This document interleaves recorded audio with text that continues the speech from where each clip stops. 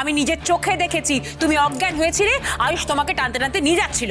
আয়ুষ, সত্যি করে বলো তো, কোথায় গিয়েছিলে তোমরা? ওরা আসলে আমাকে আনতে গেছিল। আপনার কি মনে হয় ছোট স্যার, সময় দিলে সবকিছু ঠিক হয়ে যাবে? দেবীমা আমাদের সম্পর্ক মেনে নেবে?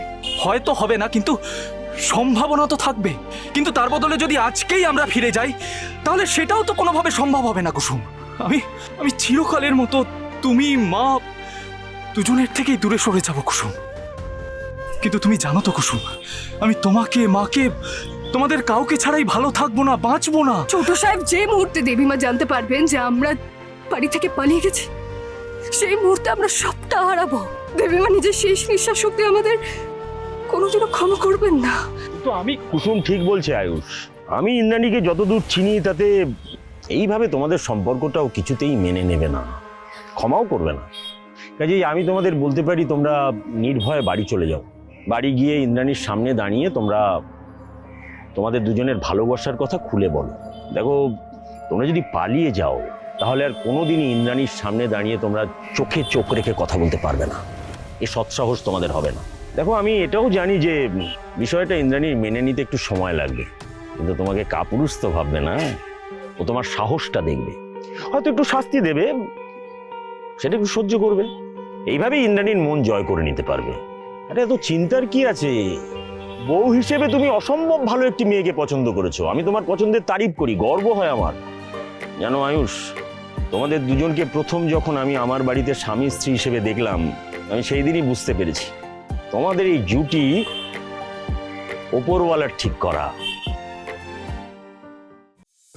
আমার বিশ্বাস ইন্দ্রাণীও একদিন নিজের ছায়া কুসুমের ভেতরে দেখতে পাবে।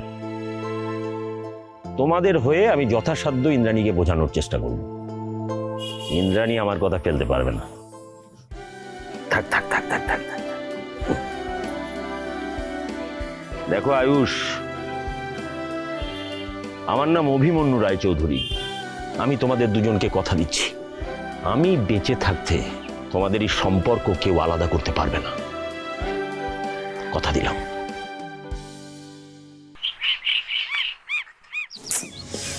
আশ্চর্য, ফোনটাও ধরছে না। ওর ডায়েরিতে লেখা রয়েছে আজকে অফিসে মিটিং আছে, কিন্তু অফিসেও যায়নি তো, গেল কোথায়?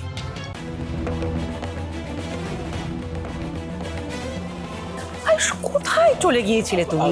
ফোন ধরছো না, অফিসে যাওনি, আশ্চর্য, চিন্তা হয় তো। আমি আমি ঠিক আছে, ঠিক আছে। বাবা, বাবা, ভাইদা তো এতক্ষণে শহর ছেড়ে চলে যাওয়ার কথা। ভাইদা এখানে কি করছে? কি ব্যাপার আয়ুষ, কুসুম কোথায়? ও তো অজ্ঞান হয়েছিল। হ্যাঁ দিদি, আমি নিজে দেখেছি। পালালি কেন তোরা দুজন একসাথে? বাড়ি ছেড়ে পালাবো কেন ছোট ম্যাডাম? আমি তো এখানেই।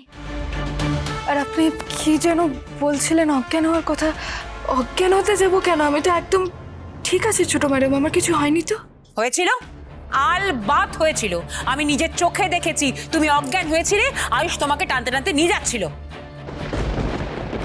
আয়ুষ, সত্যি করে বলো তো, কোথায় গিয়েছিলে তোমরা? ওরা আসলে আমাকে আনতে গেছিল।